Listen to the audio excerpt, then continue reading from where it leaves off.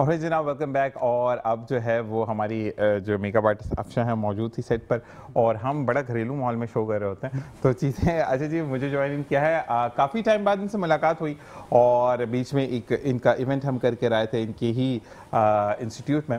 और इनको इंट्रोड्यूस करवाने से पहले मैं ये कहूँगा कि जब एक प्रीवियस चैनल पर मैं शो कर रहा था, इनसे मुलाकात हुई और बड़े प्यार से उन्होंने बात की। उसके बाद हमारी दो चार मुलाकातें भी हुई वहाँ पर, और उसके बाद फिर जब मैं इस चैनल पर शिफ्ट हुआ तो इनसे बात नहीं हुई। और 3 दिन पहले 4 दिन पहले हमने बात की, कुछ प्रॉब्लम्स आ गई तो नहीं हो सका। लेकिन कहते हैं कि अल्लाह तबारक ताला जो है वह आपके लिए चीज़ों को फॉर्म करके रखता है, और जब वो एग्जीक्यूट होने वाली होती हैं वो तभी एग्जीक्यूट होती है। The dashing, the inspiring personality, the one and only Tariq Amin साहब, जो कि master franchise Arena Multimedia Pakistan के रूहे रवा हैं। आपको खुशामदीद कहते हैं। अस्सलाम वालेकुम। कैसे मिजाज हैं आपके? बिल्कुल ठीक ठाक। तारिक भाई, वो तो मैं ज़रूर ये कहूँगा कि मैंने आपको जहाँ पे छोड़ा था वहीं से दोबारा कंटिन्यू, मतलब नो एक होता है ना श्रिंक हो जाए या बंदा मोटा हो जाए, वहीं के वहीं स्टॉप वाली बटन कौन सा आपके पास? हाँ, थोड़ा रूटीन हमारा ऐसा है, हमारा रूटीन थोड़ा सा है। मेरा भी ऐसा ही है, लेकिन होता अब यूं ही हो जाता है, काम खराब हो जाता है। हमारा 9 to 9 है। 9 to 9 है ना, तो मेरा मतलब लाइक 7 बजे के बाद से रात 12 बजे तक। तो आप देखें कौन ज़्यादा होगा?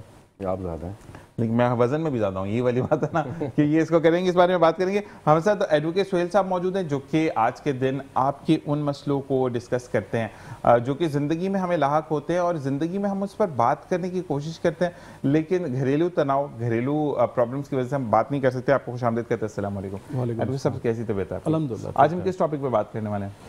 आज इसमें मल्टीपल टॉपिक्स हैं। आपके प्रोग्राम के तवज्जुह से मेरे पास जो कॉल्स आती हैं उसके अंदर एक तो मसला पूछा गया है दादी का, ठीक है, कि दादी का हक़ विरासत कब बनता है, इसको हम डील कर लेते हैं। दूसरा, यंग बच्चियां जो हैं वो मोहब्बत, कोर्ट मैरिज, इनसे मुताल्लिक़ बड़े सवाल आ रहे हैं। ठीक है, तो मैं पहले तो उसको आंसर कर देता हूँ कि दादी का हक़ विरासत में सिर्फ उस वक्त बनता है जब वालिद हयात ना हो जाए, यानी कि जो मुतवफ़ी है, जो मरा है, उसका जो बाप है वो ज़िंदा नहीं है लेकिन दादी ज़िंदा है, तो दादी का हक़ बन जाएगा।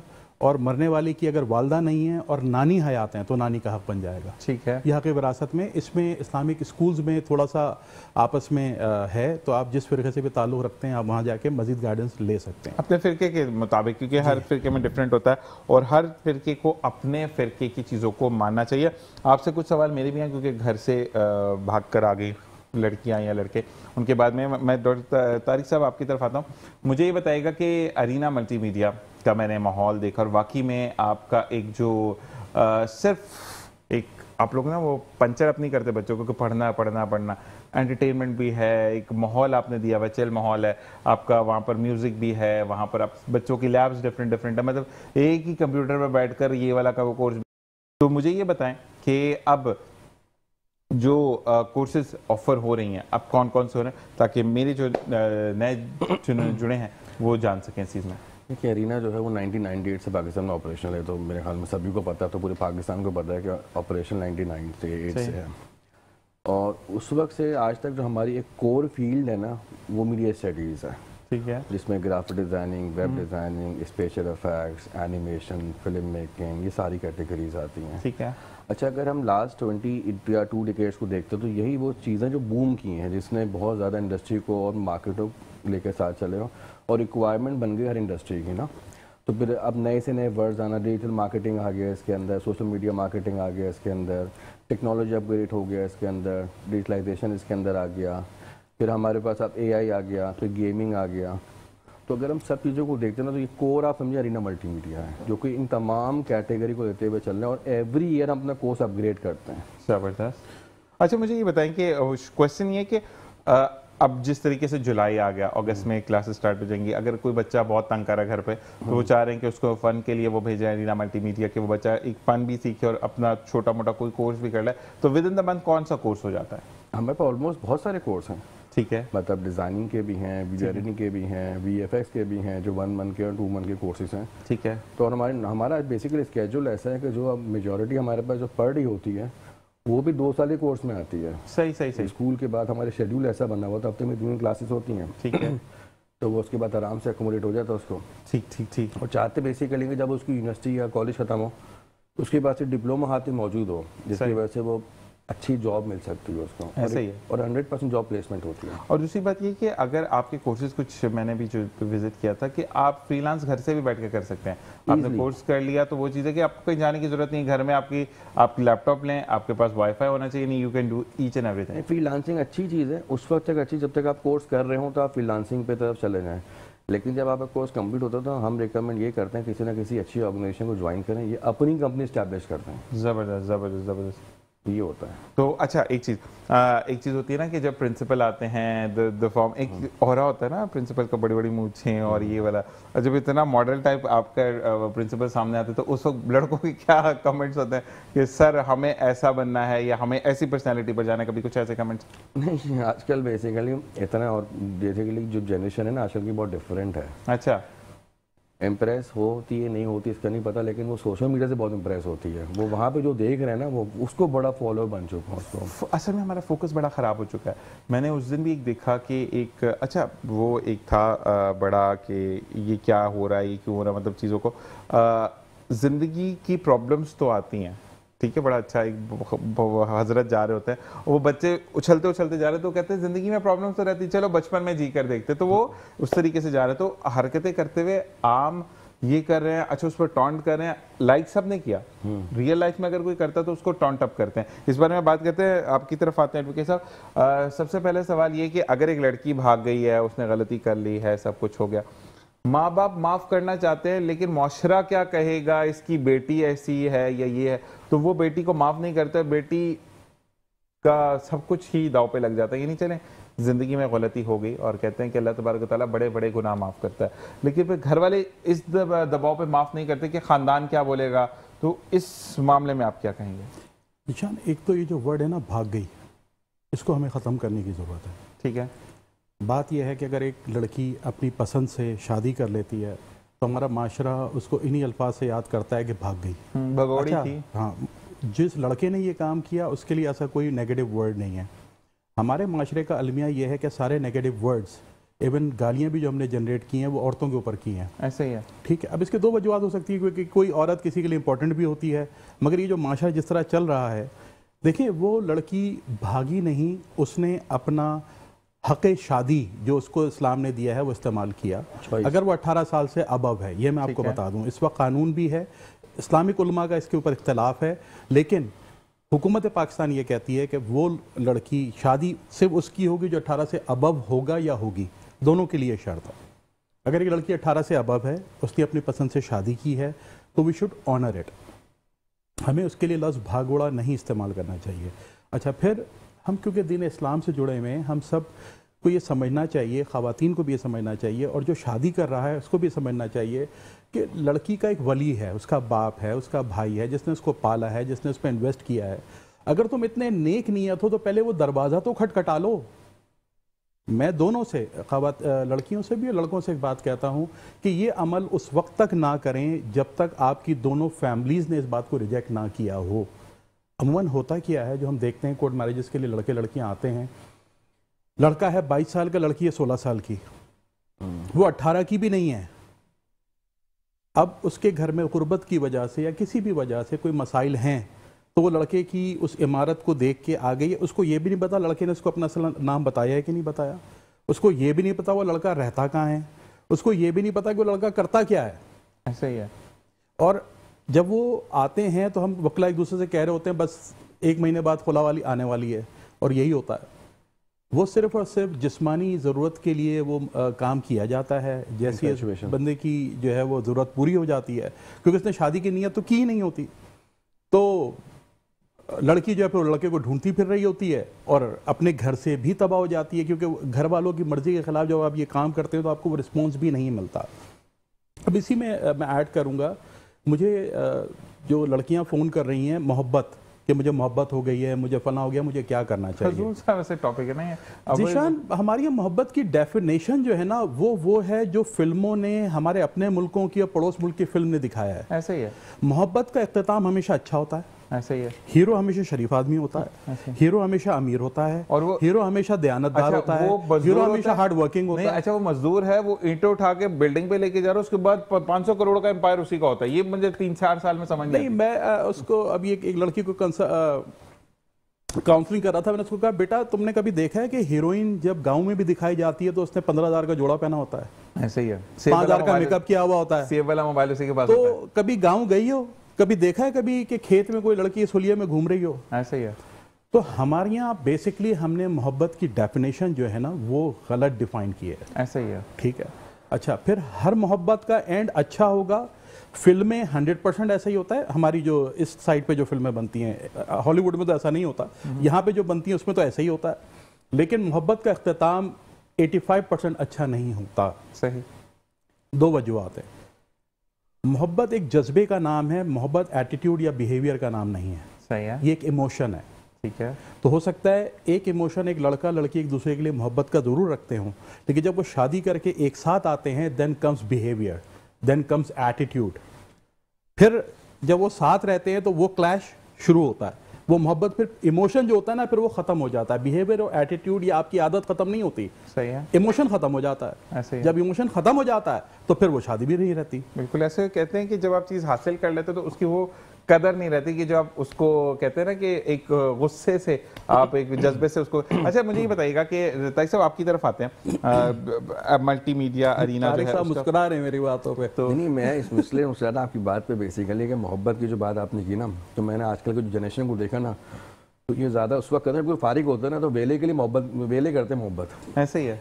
जो फारिग होंगे ना, क्योंकि जो बंदा करियर ओरिएंटेड होगा, तो फ्यूचरिस्टिक होगा ना, वो बहुत देर में सोचेगा मोहब्बत के बारे में, जिसके गोल्स होंगे लाइफ में। ठीक है, तो जिसको कुछ नहीं होगा मोहब्बत कर लेगा वो। अच्छा, वो भी और वो अपने आपको भाई फिल्मों के हीरो समझेगा, वो शायद मेरे पास देखेंगे से पैसे आ जाए, कुछ हो जाए, कुछ जैकपॉट लग जाए, ऐसा कुछ होता नहीं है। दुनिया इससे बहुत मुख्तलिफ है। ऐसे ही है। फिल्मी दुनिया से बिल्कुल अपोजिट है। ऐसे ही है।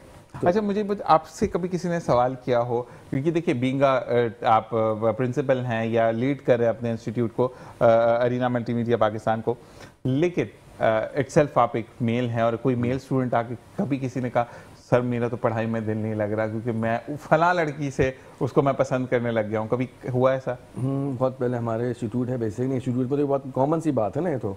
और हमारा तो बेसिकली बहुत यूनिवर्सिटी लेवल का नहीं होता, छोटा सा शूट होता है, तो उसमें नज़र आ ही जाता है कौन क्या कर रहा है। तो बहुत पहले लड़के ने ऐसा किया था, तो दोनों को बिठा कर समझाया था, और दोनों आज माशाल्लाह बहुत सेट हैं, सेटल्ड हैं, अपनी अपनी जगह पे एक साथ सेटल्ड है, इस साल सेटल्ड है। लेकिन वो दोनों ने मेहनत भी बहुत की और दोनों बहुत अच्छी इंडस्ट्री में काम कर रहे हैं, माशाल्लाह, मल्टीमीडिया इंडस्ट्री में ही है। लेकिन समझ गए थे, क्योंकि वो जो एक होता है ना, जिस टाइम पे आपको करियर डेवलप करना है, अगर आपको इस ख्वाहिशात में लग गए आप, तो अपने आप को तबाह कर लेंगे। ऐसा ही है, क्योंकि वो एक जहनी तौर, अगर आपकी रिजेक्शन हो गया आपके साथ, लड़की ने आपको मना कर दिया, तो जो लड़के के साथ होगा ना उसके बाद, तो वो उसका मेंटली एक ट्रॉमा में चले जाएगा, तो उसको वापस आने में बहुत टाइम लगेगा। ऐसा ही है। अच्छा, हमारे यहाँ पर ना एक चीज़ जिसको मैं खुद भी कहता हूँ, कभी कभार लैक हो जाता हूँ उससे, हम सब्र और शुक्र वाले नहीं हैं कि अगर मेरे नसीब में आज, देखिए हमने बात कुछ दिन पहले की, लेकिन मेरे नसीब में आपसे मिलना आज था, तो इस पर मुझे शुक्र शाकिर होने चाहिए कि नहीं, अगर अल्लाह ताला ने मुलाकात लिखी है तो मस्ट होगी। हमारे यहाँ पर ये होता है नहीं, अभी तो अभी से ही, मतलब बम बना देंगे, ये कर देंगे, चांद तारे।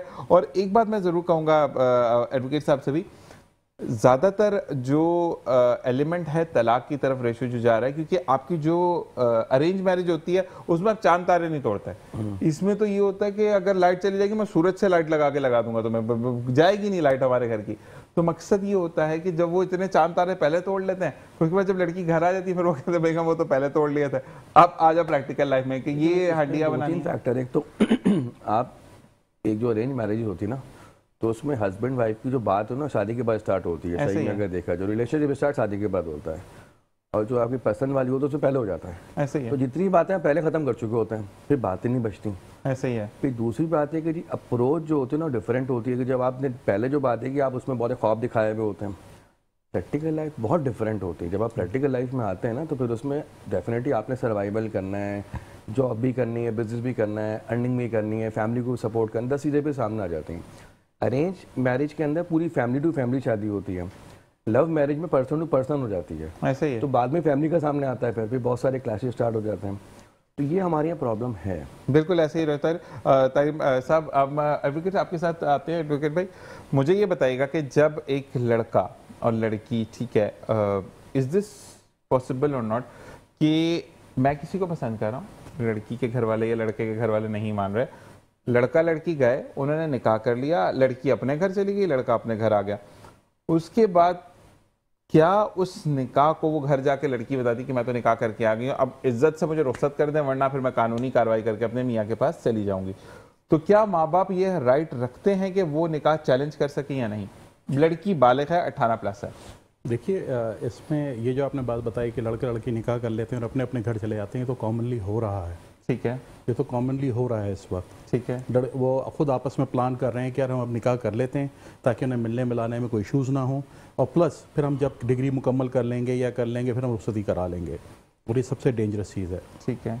सेकेंडली, आपने जैसे कहा, हाँ लड़की ये कर सकती है कि उसने शादी की, वो अपने पेरेंट्स के पास वापस चली जाए रुखसती किए बगैर, मतलब मैं दबे अल्फाज में जो बात कहना चाह रहा हूँ, विदाउट फिजिकल रिलेशनशिप, वो वापस चली जाए और बता दे माँ बाप को जी मैंने शादी कर ली है, अब आप मुझे इज्जत से रुखसत कर दीजिए, आपकी मेहरबानी है। और माँ बाप को भी करना चाहिए कि जब कोई लड़की इस हद पे चली गई है तो अब उसको उसके हाल पे छोड़ दीजिए। अच्छा, अब लड़कियों का मसला क्या है? देखें, मैं जो हमेशा बात कहता हूँ, अगर आप वेस्टर्न लिबरल नारा लगा रहे हैं इक्वालिटी का, औरत की इक्वालिटी का, तो फिर आपको औरत भी वेस्टर्न बनना पड़ेगा। राइट। पाकिस्तानी कल्चर में रह के, इस्लामिक कल्चर में रह के आप कहें मैं मुसलमान भी हूँ, मैं पाकिस्तानी भी हूँ, और मैं फॉलो वो करूँगी जो वेस्ट का नारा है, बिल्कुल कीजिए, ये आपकी मर्जी है, आप कर सकते हैं, लेकिन प्रॉब्लम ये है कि आप वेस्ट की। अच्छा, यहाँ पे सब ब्रेक का कहा जा रहा है, मैं ज़रूरी ब्रेक पर जाना है क्योंकि बार बार मुझे एक स्लोगन आ रहा है, तो मिलते हैं ब्रेक के बाद। देखते रहिए मुस्कुराती सबावत जनाब, वेलकम बैक। और इसी के साथ साथ हम मौजूद हैं एक ब्रेक के बाद आपके साथ, और दोबारा हम एडवोकेट साहब की तरफ आते हैं। अच्छा जी, क्योंकि हमें चीज़ें कुछ देखनी होती हैं और बड़ी हम देख रहे होते हैं चीज़ों को। अच्छा, मुझे ये बताएं कि अब अगर लड़की भाग गई, शादी हो गई, सेटल्ड है या नहीं है वो अल्लाह ताला बेहतर जाने, वालिद और वालदा का इंतकाल हो गया और वो ये बोल कर गए, लिख कर नहीं गए, बोल कर गए कि ये मेरी जायदाद से फारिग है, आग कर दिया आपने, लिखा नहीं, तहरीरी कुछ भी नहीं। अब दोनों का इंतकाल के बाद क्या वो लड़की जो भाग कर गई है, जिसने शादी की है अपनी पसंद से, वो उस जायदाद में हकदार होगी या नहीं? ये हम जब विरासत का प्रोग्राम कर रहे थे तभी हमने ये बात की थी, आग कोई चीज़ नहीं होती इस्लाम में।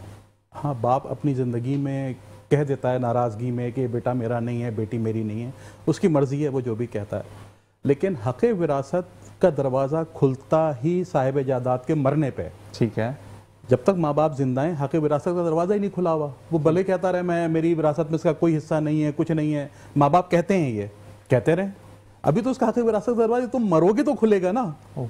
सही है। तो अब उसके अंदर जो प्रॉब्लम है वो ये है कि वो अपनी ज़िंदगी में जिस बच्चे को जो चाहे दे सकते हैं, वो भी चैलेंजेबल होता है, बट स्टिल हमें एक चीज़ को जहन में रखना चाहिए, इस्लामी क़वानीन के तहत माँ बाप को ऐसी बात करनी ही नहीं चाहिए कि मैं आँख कर रहा हूँ या फला कर रहा हूँ। दिस इज़ नॉट इस्लामिक वे नहीं है ये।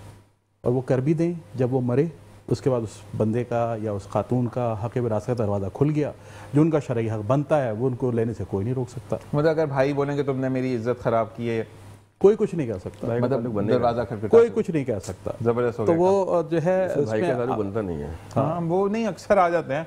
अब वो देखें कि जो कंदील बलोच को भी खाने के बाद भाइयों ने ही कत्ल किया था, कि वो जो निशान, ये अलमिया हमारा ना, ये देखिए एक अलमिया है। अब प्रॉब्लम ये है कि रिबेलियन, हम रिबेलियन एक्सेप्ट नहीं करते हैं। अच्छा, हमसे मुराद मेरी ये है कि तमाम मज़ाहिब से ताल्लुक़ रखने वाले लोग और तमाम कौमें जो पाकिस्तान, इंडिया, बांग्लादेश में हम कायम हैं, हमारा एक इशू है, हमारा इशू है ईगोइस्टिक। ईगोइस्टिक का मसला ये है कि अगर मेरा भाई किसी के साथ कुछ करता है तो मेरा ख़ानदान का नाम बदनाम हो रहा है। ये वाली जो सोच है ना, इसने हमें काफ़ी ऐसी चीज़ों में फंसा दिया है जो माशरती तौर पे होनी नहीं चाहिए। हर इंडिविजुअल अपने किए का जिम्मेदार है। ठीक है, वो ख़ानदान का नाम ना अच्छा कर रहा है ना बुरा कर रहा है। ये ख़ानदानी नाम, ये ख़ानदानी हस्ब व नस्ब, ये चीज़ें बुरी नहीं हैं, ये कैरी होनी चाहिए, कल्चरली होनी चाहिए, मगर फरिश्ते के घर सारे फरिश्ते पैदा होंगे, हिस्ट्री नहीं बताती। शैतान के घर सारे शैतान पैदा होंगे, ये हिस्ट्री नहीं बताती। फरिश्तों के घर शैतान पैदा हुआ करते हैं और शैतानों के घर फरिश्ते पैदा हुआ करते हैं। तो ये सब चीज़ें हमें जहन में रखनी है। और फिर ईगो किस बात की है, मतलब लाइक अगर एक लड़की अपने पसंद से शादी करना चाहती है तो हमें क्या प्रॉब्लम है। अच्छा, वो बीच में बात रह गई थी कि ख़वातीन कह रही हैं मैं मोहब्बत करती हूँ फलां लड़के से। तो उन बच्चियों के लिए मेरा मैसेज ये है कि बेटा मोहब्बत कहते किसको हैं, पहले इसको समझिए। मोहब्बत क्या होती है, मोहब्बत क्या हो रही है, आप उस रिलेशनशिप का अंजाम क्या चाहती हैं। हमारी यहाँ ख़वातीन, हमारी यहाँ लड़कियाँ उस मोहब्बत का अंजाम शादी चाहती हैं। हम वेस्टर्न कल्चर में तो रहते नहीं हैं कि जहाँ में मोहब्बत भी चल रही है, फिजिकल रिलेशनशिप भी चल रही है, उसके बाद जहाँ भी एंड हो जाए, ये नहीं है ना। मोहब्बत आप कर रही हैं उस लड़के से जिससे आप शादी करना चाहती हैं, यही बेसिक आपका मोटो है। वो जो लड़का आपसे मोहब्बत का दावेदार है, क्या वो भी आपसे शादी करना चाहता है? हाँ, वो कहेगा जरूर आपसे कि वो शादी करना चाहता है, लेकिन क्या ये दावा उसका आपकी तवज्जो हासिल करने के लिए या सच्चाई पर मबनी है? तो आपका पूरा हक है, अगर आप 18 साल से ऊपर हैं, आप किसी लड़के को, आप अगर 18 साल से कम भी हैं, आप किसी को पसंद करते हैं तो वेट करें 18 साल का। 18 साल हो जाए, उस लड़के को कहें कि जनाब आप मेरे घर रिश्ता भेज दीजिए, क्योंकि आप भी तो शादी चाहते हैं ना। आपका जब मोटो शादी है तो आप क्यों उससे पहले उससे मरासिम बढ़ा रहे हैं, क्यों उस लड़के के साथ इतना वक्त बिता रहे हैं कि जो एक हदूद से आगे निकल जाए। अच्छा जी, मोहब्बत के ऊपर एक बात आई है कि एक लड़की ने लिखा कि अल्हम्दुलिल्लाह मेरी पसंद की शादी है और मेरे मियाँ को मैंने ही अप्रोच किया था और उन्होंने कहा कि मैं तुमसे शादी करना चाहता हूँ। लेकिन मुझे अपने मियाँ की बहुत अच्छी बात लगी और जो मैं दूसरे लड़कियों से भी कहती हूँ कि इस चीज़ को देखें कि मेरे मियाँ मुझसे बहुत बेपनाह मोहब्बत करते थे, लेकिन उन्होंने कभी भी मुझे कहीं मिलने के लिए नहीं बुलाया, क्योंकि उनका ये कहना था कि निकाह के बाद हर दिन मेरा, हर शाम मेरी, और आज इसी तरीके से हमारी ज़िंदगी बेहतर गुजर रही है। तो मैं लड़कियों से गुजारिश करूँगी कि आप, अगर लड़का आपको कहीं मिलने के लिए बुलाता है ऐसे स्पॉट पर जहाँ पे और लोग भी मौजूद हैं, तो वो आपकी इज्जत की कदर नहीं करता, बल्कि वो एक अदद है। ठीक है जी, तो ये चीज़ वाकई में क्लियर। अब देखें इस पे मैं ये, this is a personal opinion, this is a personal behaviour, this is a personal decision somebody has to take, I won't interfere in it. कानूनी तौर पे एक 18 साल से ऊपर लड़की या लड़का जो चाहे कर सकता है। हाँ, अब सोशली एंड कल्चरली देखिए, मैंने आपको पहले बताया था कि हमारे यहाँ सोसाइटी और कल्चर मजहब से भी ज़्यादा स्ट्रॉन्ग है। हम ऐसी बहुत सारी चीज़ें कर रहे हैं जिसकी मजहब में इजाज़त नहीं है, लेकिन हम सोशली करते हैं, कल्चरली करते हैं, तो उसको हम समझते हैं ये ठीक है। तो अब अगर कोई लड़की 18 साल से अबव है और वो इस तरह का डिसीजन है, ये उसका अपना वेरी पर्सनल डिसीजन है। हाँ, मेरी राय यही होगी जो इन खातून ने कहा है कि इस तरह की चीज़ों से अवॉइड कीजिए। आप अपना गोल, अपना फोकस रखिए। जैसे तारिक साहब बता रहे थे यार कि गोल और फोकस जो बच्चे रखते हैं वो इन चीज़ों में पढ़ते ही नहीं है, ये बात बिल्कुल दुरुस्त है। ठीक है, अगर आपका गोल है, फोकस है। अच्छा, ख़वातीन को तो हमारे माशरे में मज़ीद ज़रूरत है कि अपने आप को फोकस रखें। मर्द क्या आपके साथ वादे कर रहा है और कितने निभाएगा वो सब फ्यूचर है। फ्यूचर में क्या होने जा रहा है वो नहीं पता, लेकिन आज का दिन जो जाया हो रहा है ये तो आपको पता है। अगर कितना आज जाया करने वाला कितना जाया करे, बेस्ट हो गया। अच्छा, हम ताई साहब की तरफ आते हैं, फिर आपकी तरफ वापस आएंगे। तभी मुझे ये बताइएगा कि आपकी जो अरीना मल्टीमीडिया पाकिस्तान है, इसकी कुछ क्वेश्चन आए हैं कि एक तो ब्रांचेस कहाँ मौजूद हैं आपकी? हमारी तारिक साहब, मैं सिर्फ एक चीज़ ऐड कर दूंगा, जो हमारी ऑडियंस ये देखती है ख़वातीन, उनके भी ये सवालात होते हैं कि आपके ऐसे कौन से कोर्सेज हैं ख़वातीन के लिए जिसको वो करके घर पे ही फाइनेंशियली स्ट्रांग हो सकती हैं। ठीक, हमारी जो ब्रांचेस हैं वो अभी हमारी 15 कराची में, ठीक है, और वो कराची में तो हर जगह ही है, इसके अलावा हैदराबाद में, ठीक है, इसके अलावा लाहौर में थी, लेकिन वो कोविड के बाद सर्वाइव। हैदराबाद पे ब्रांच है आपकी? हैदराबाद पे, ठीक है, अभी ऑथेंटिक ब्रांच है। असल में जो सवाल आया वो ये आया कि क्योंकि आजकल नामों का तजाद हो जाता है, तो ये आपके बारे में पहले ही हमने बता दिया था अपने रूम में, हमारे कंट्रोल रूम में, कि जो आपका इंटरनेशनल बेस है तो आपका नाम चोरी नहीं हो सकता, लेकिन कराची में उन्होंने कहा अगर यहाँ भी कोई ब्रांचेज जितनी भी हमारे वेबसाइट पे लिखी हुई हैं, हमारी जो वेबसाइट है arena-pakistan.com, उसमें हमारी ऑथेंटिक ब्रांचेस के नाम। दोबारा वेबसाइट बताएगा? arena-pakistan.com, arena-pakistan.com। इसके अलावा अगर कोई भी ब्रांच में किसी भी स्टूडेंट के साथ कोई भी मसला आता है तो डायरेक्टली हमको लिख सकता है customer@arena-pakistan.com पर। ठीक है, तो हमसे डायरेक्टली बात कर सकता है, तो उसके इशू सारे हम ही रिजॉल्व करते हैं। नहीं, आपका इशू नहीं है, वो ये कह रहे हैं कि पाकिस्तान में नाम चोरी हो जाते हैं। हाँ, तो वो करना चाह रहे हैं कि अरीना मल्टीमीडिया के जो उनके जो जानने वालों ने कोर्सेज किए है, जो आपकी मेन ब्रांच जहाँ पे हम भी आए थे, तो वहाँ का तो उन्होंने कहा कि वाकई में बच्चे को ये हुनरमंद बनाकर भेजते हैं, लेकिन हम अगर फेक नाम पर चले जाते हैं और काम खराब होता है तो ये हमारी तो फीस ज़ाया होगी नाची सी बात। तो इनका जो कैरिकुलम है वो भी तमाम बाहर से डिज़ाइन होकर आता है। कौन से मुल्क से डिज़ाइन होकर आता है? मलेशिया से डिज़ाइन होकर आता है। तो ये तमाम चीज़ें बिल्कुल जी, आपको सिक्योरिटी आपका हक है। अच्छा ताकि साहब ये बताइएगा कि अभी कोई आपका जिस तरीके से समर वेकेशंस चल रही हैं और अभी 15-20 दिन हमारे पास मौजूद है क्योंकि 10 तारीख को स्कूल खुलना है, तो अभी भी कोई बच्चा इनरोल्ड होता है तो उसके लिए कोई समर में तो काफ़ी सारे बच्चे आते हैं। कुछ पैकेजेस हैं उसमें? हाँ, समर में तो बहुत लो पैकेज है हमारा। ठीक है। और सिर्फ 12,000 का पैकेज है 2 मंथ्स का। ज़बरदस्त। और वो बेसिकली बच्चे अपनी मर्जी से स्केड्यूल करते हैं, जो भी उनको कन्वीनियंट टाइम होता है ना पेरेंट्स का, उसी में आते हैं वो, कोई उसमें फिक्स टाइमिंग नहीं है। आपके बच्चे का हमारा जो बेसिकली टोटल तो आपको इतने आर्ट्स पूरे करने हैं, वो आर्ट्स अपनी मर्जी से आप टाइमिंग के हिसाब से सेटल करके पूरे करते हैं। और आपकी टाइमिंग क्या है इंस्टीट्यूट के? सुबह 9 to 9 है। ठीक है जी। और दूसरी चीज़ ये कि जैसे कि हमारे एडवोकेट साहब ने, सुहेल साहब ने कहा कि वो ख़वातीन कौन सा ऐसा कोर्स है जो कि कर लें और उसके बाद मियाँ का घर से बैठकर हाथ बटाएं?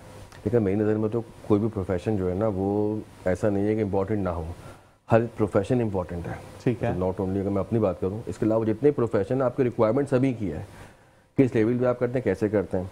तो दूसरे का हमारे पास जो कोर्सेस है ना उसमें ऑलमोस्ट सारे ही कोर्स ऐसे हैं, जैसे ग्राफिक्स का कोर्स है जिसमें सोशल मीडिया डिज़ाइनिंग सब बहुत ज़्यादा पॉपुलर है मार्केट के अंदर। तो हमारे पास बहुत सारी फीमेल्स ऐसी हैं जिन्होंने कोर्सेज किए हैं और घर बैठ के वो इंडस्ट्री को सपोर्ट कर रही होती हैं, सोशल मीडिया पेजेस संभाल रही हैं, एडिटिंग कर रही हैं, इमेज एडिटिंग, जैसे फोटोग्राफर्स इवेंट्स कर रहे हैं, फोटोग्राफ उनके पास आते हैं, उसको एडिट करते हैं। ठीक है, वेब का बहुत बड़ा काम है, VFX का, जो घर बैठ के काम हो रहा है बेसिकली। आप घर बैठ के भी, जैसे बहुत सारी ऐसी फर्म हमारी जानने वाली हैं जो अच्छा हम लोग जॉब प्रोवाइड करते हैं, हमारा पूरा प्लेसमेंट सेट है। तो बहुत सारी फर्म्स ऐसी होती है जो कहते हैं कि हमें बेसिकली ऑन साइड नहीं चाहिए, हमारे पास ऑन साइड प्लेस नहीं है बिठाने की, तो हम चाह रहे हैं जी वो जो है ना अपने घर से ही काम कर ले, बस हमारी ये इतनी रिक्वायरमेंट पूरी कर ले।